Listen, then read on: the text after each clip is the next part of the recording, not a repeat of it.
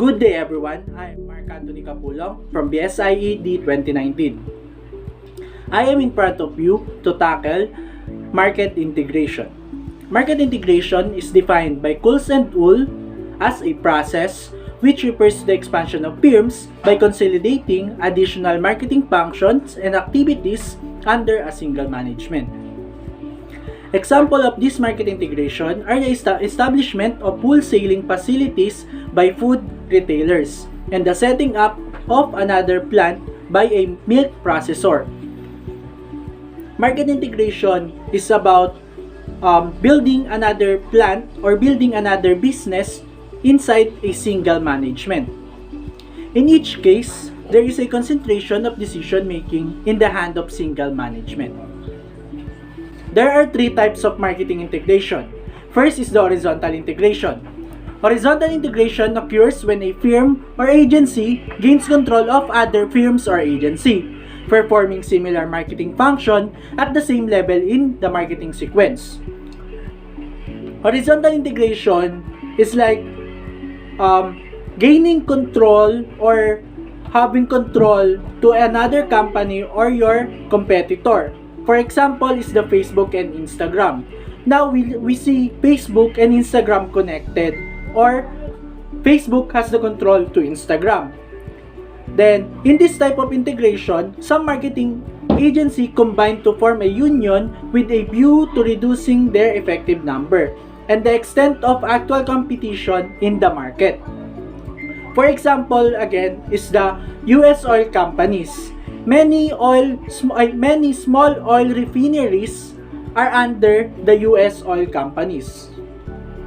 And because of horizontal integration, now it reduces the cost of marketing. Why? Because we are now connected to our competitors.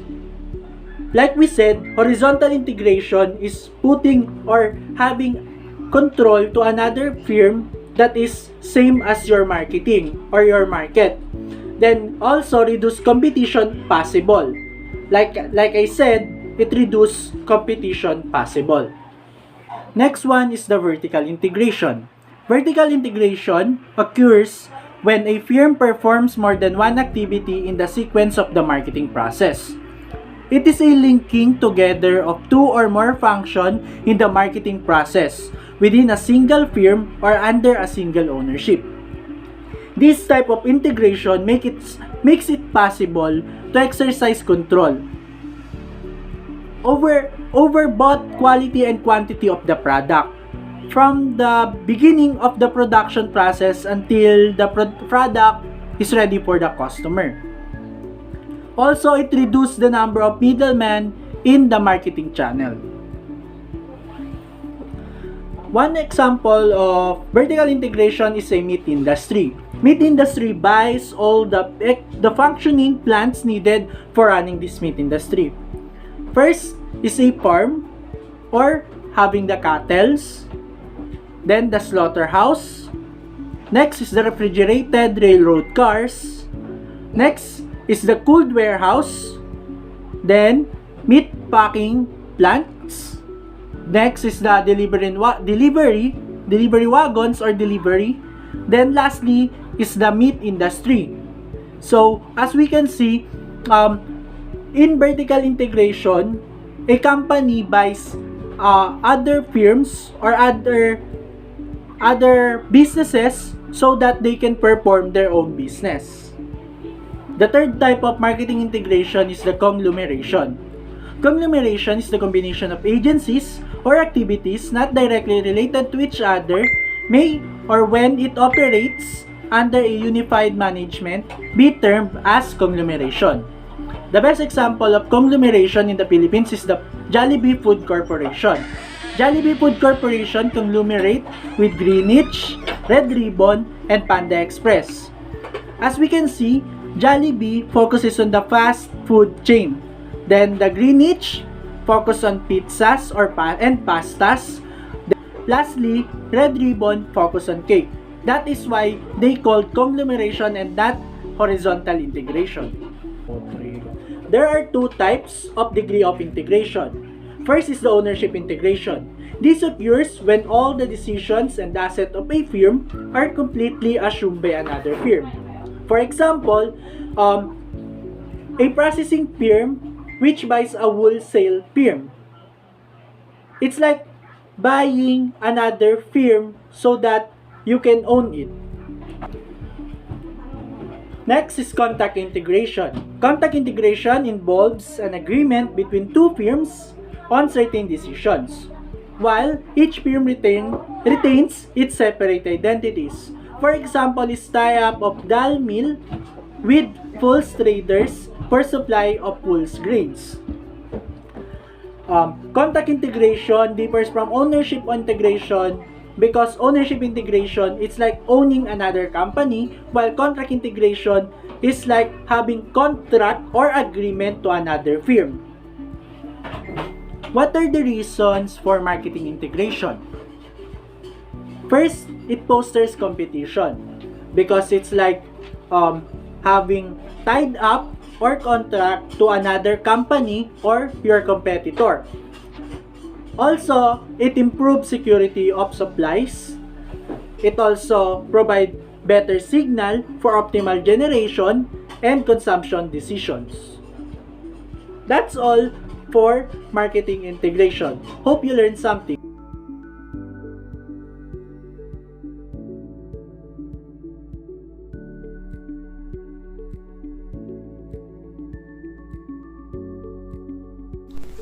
A pleasant morning each and everyone. My name is Eliza Marie Cantor and I'm a second year college taking Bachelor of Science in Industrial Engineering, and I'm also a working student.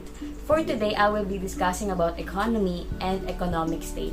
But before I start, let me just give you some trivia regarding economics.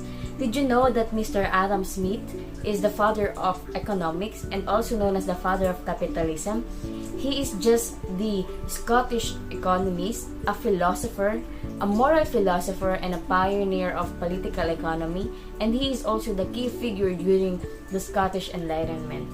So, in 1776, Mr. Adam Smith created a book entitled The Wealth of the Nation, wherein this book is used as a guide or manual in terms of economics.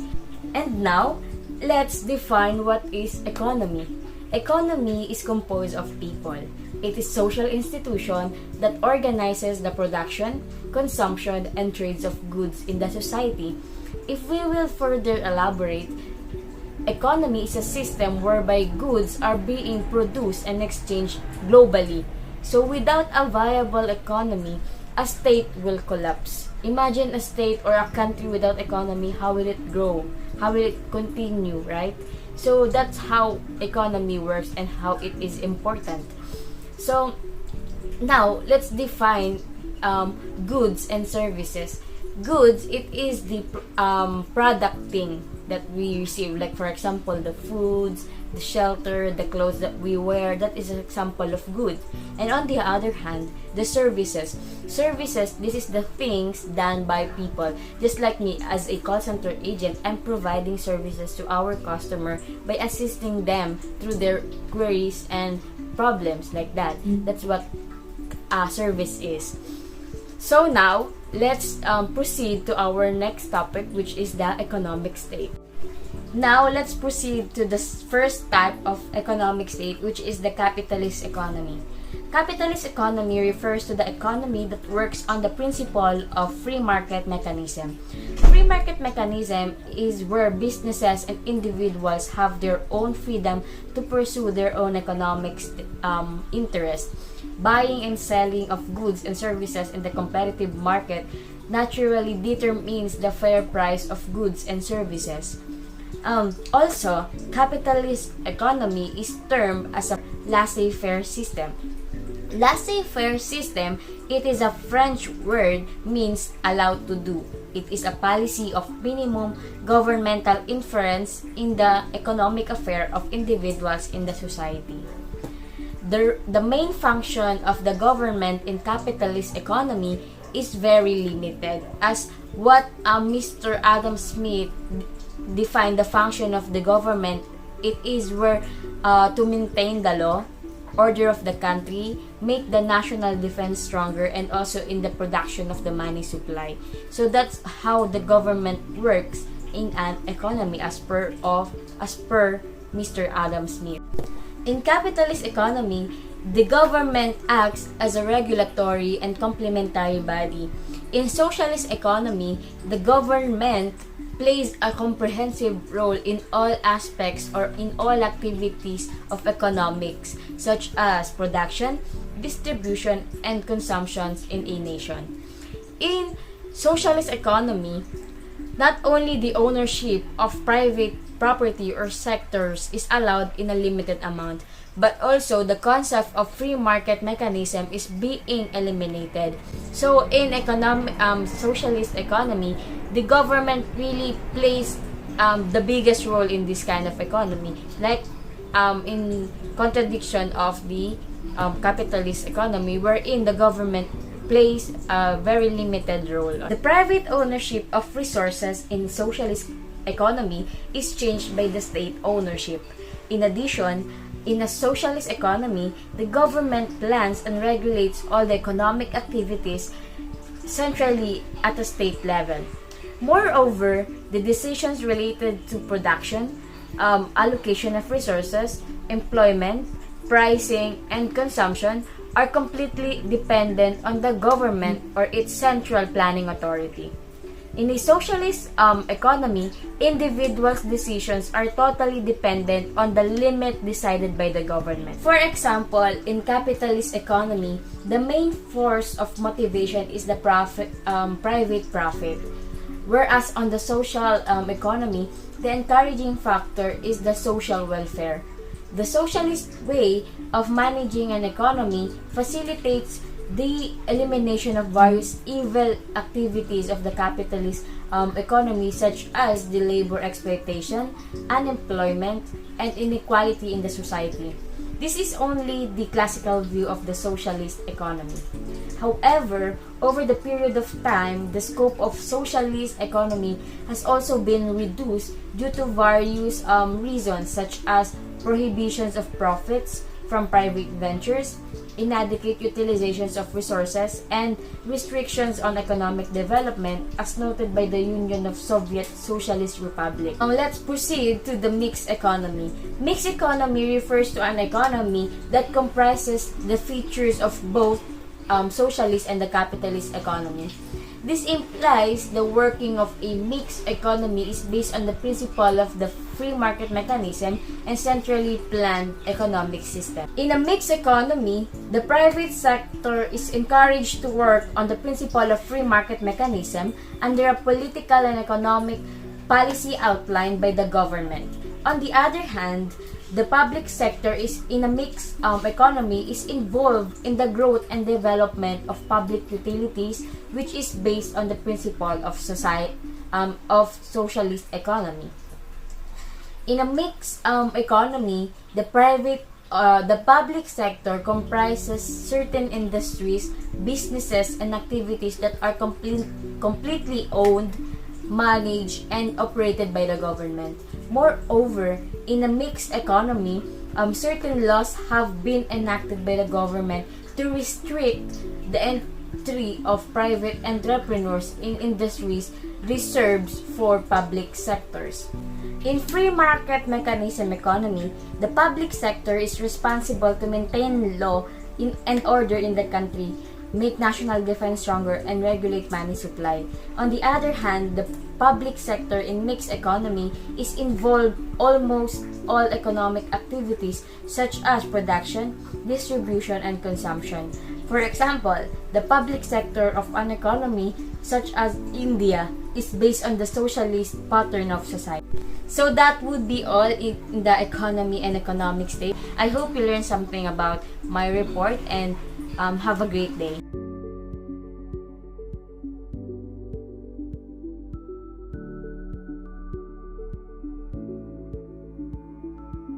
Hi, a pleasant day to all. My name is Jose Francisco P. Rentotar from BSIT D 2019. And my topic for today's video is International Financial Institutions. So, This is where international financial institutions come in. These institutions play a major role in the social and economic development programs of nations with developing economies, such as funding and assisting developing projects in their implementations. The international financial institution, also known as the IFIs, include the World Bank, the regional development banks, and the International Monetary Fund. They are the largest source of development finance in the world, typically lending between 30 to 40 billion dollars US dollars to low and middle income countries per year. In our countries, the IFC, or the International Financial Corporation, has supported the Philippines sustainable development investors to sectors such as infrastructure and public utilities, financial institution, and agribusinesses. Since 1962, IFC has invested more than $3 billion in equity and loans for more than 100 private sector companies. So, involved in the IFIs are the following. First is the World Bank. World Bank, which provides loans and grants to the government of low and middle income countries for the purpose of pursuing capital projects. Second is the Regional Development Banks, or RDBS. Multinational financial institutions that provide financial and technical assistance for development within regions in particular. Another organization that helps with market integration is the International Monetary Fund, or the IMF. This consists of 190 countries around the world that facilitate international trade, promote high employment and sustainable economic growth, and reduce poverty around the world. The IMF oversees the stability of the world's monetary system, unlike the World Bank, which only offers assistance to low and middle income countries in the hopes of reducing poverty. Back in 1940, there was a set of unified rules and policies that provided the framework necessary to create fixed international currency exchange rates. This was called the Brethren Woods system and was the first system used to control the value of money between different countries. It meant that each country had to have a monetary policy kept the exchange rate of its currency within a fixed value, plus or minus 1% in terms of gold.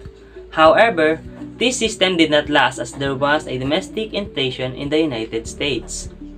Particularly, after the escalation of Vietnam war from 1965, both Johnson and Nixon administrations were unwilling to finance the war efforts by increased taxes. Lastly, we have the Organization of the Petroleum Exporting Countries.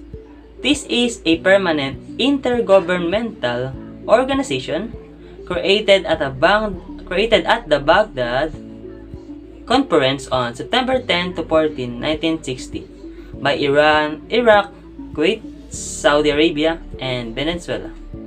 The OPEC, or OPEC, was established to coordinate the petroleum policies of its members and to provide members states with technology and economic aid. So, to conclude, we live in a world wherein financial funds play a major role in our society. In an occurrence of poverty, there are still institutions that provide and ensure that the company of a particular region does not fall. It is great to know that are that there are organizations that oversees the stability of the monetary system of the world as a whole. Once again, my name is Jose Francisco P. Rentatar. Thank you for watching and have a nice day.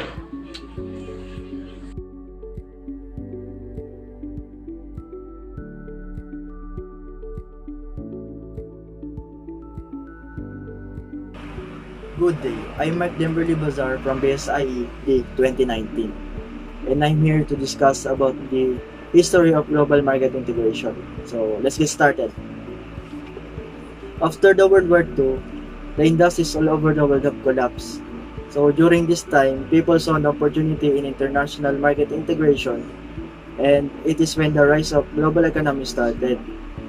So global market integration occurs when the prices among different locations and related goods follow a similar pattern. The technology was one of the key factor in this. The railroads, locomotive, and the marine steam engine started to revolutionize the world transport. The steamships connected the world's port into one another, while the railroads runs inland, and it creates a new and faster transport network. So let us now proceed to the three great revolutions. First is the agricultural revolution. In the past, people were hunters and foragers. People hunt wild animals in the forest like rabbits, birds, boars, deers, and other animals. But most often, people lives near the shore because it is much easier to catch fish or other sea animals than the forest. And foragers, this is the people that gathers nuts, grains, grasses, and other fruits. However, after a long period of time, people replace foraging for agriculture because in agriculture you can control the supply of goods, and you can sell it in the market. The next one is the Industrial Revolution. As the time goes by, the production of agricultural goods increases significantly. The huge production of food output supported the expansion and sustained the large population, and it also boosted the trades in the countries all over the world. The technology helps the people to produce mass production of goods, and because of this, less farm workers were needed.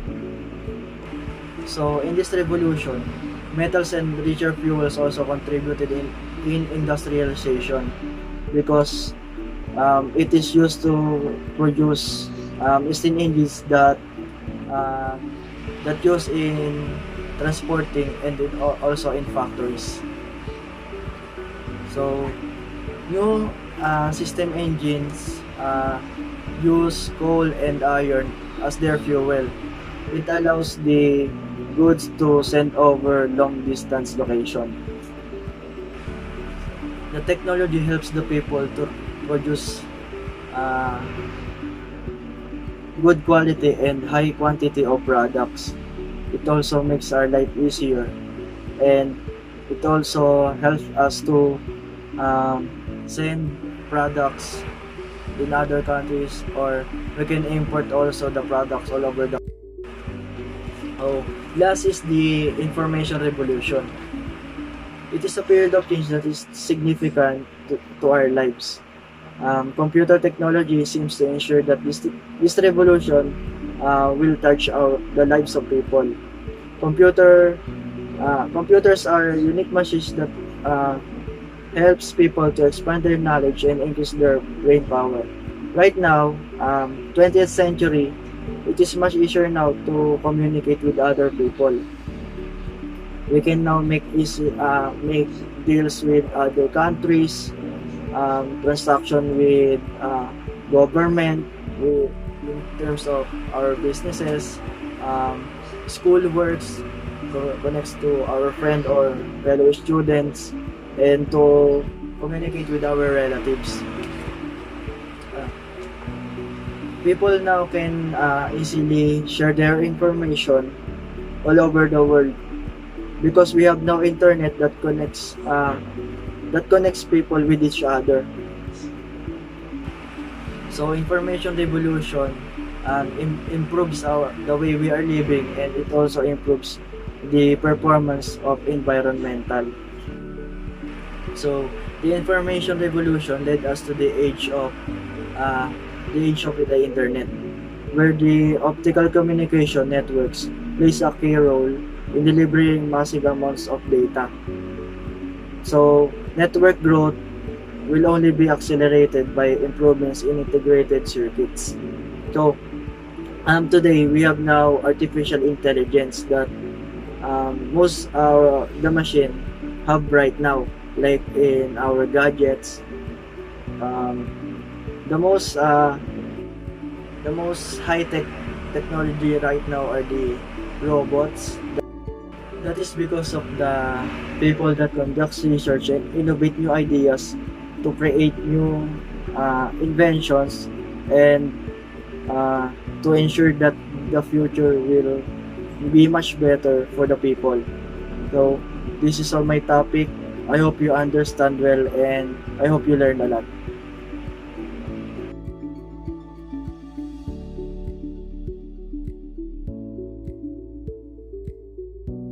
What is your name? A pleasant morning to everyone. First of all, I'm Clark Ian Aclau from BSIE D 2019. What do you know about capitalism and socialism? Capitalism and Socialism. Capitalism is an economic system. In it, the government plays a secondary role. People and companies make most of decisions and most of the property. The means of production and largely or entirely privately owned by individuals or companies and operated for profit.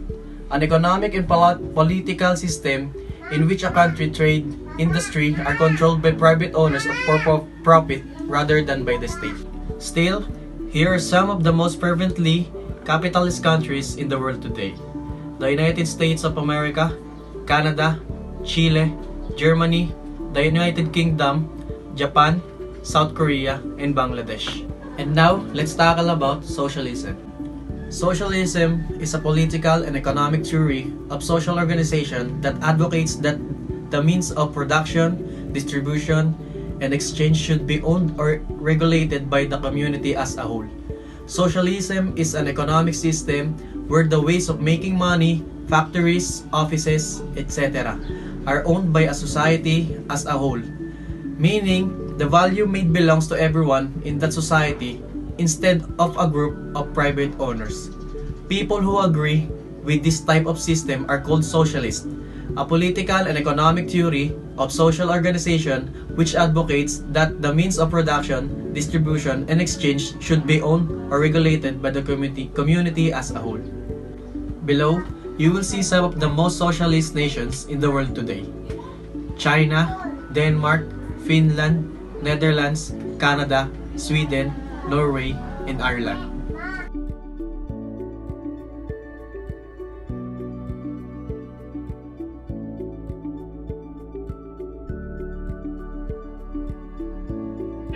My name is Brent Lawrence D. Protasio, second year college, Bachelor of Science in Industrial Engineering.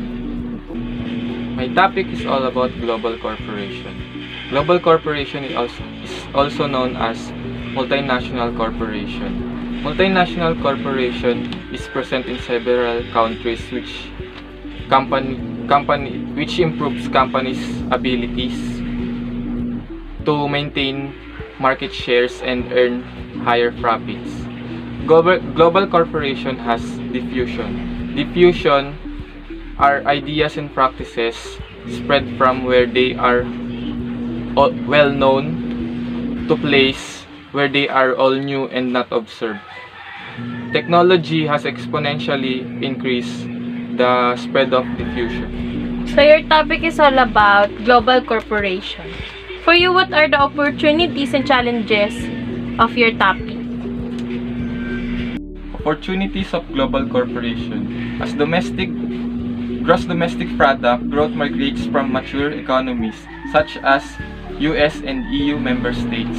To developing economies such as China and India, it becomes highly relevant to capture growth in higher growth markets. Despite the general opportunities a global market provides, there are significant challenges in penetrating these markets. This consists of public relations, ethics, corporate structure, and leadership.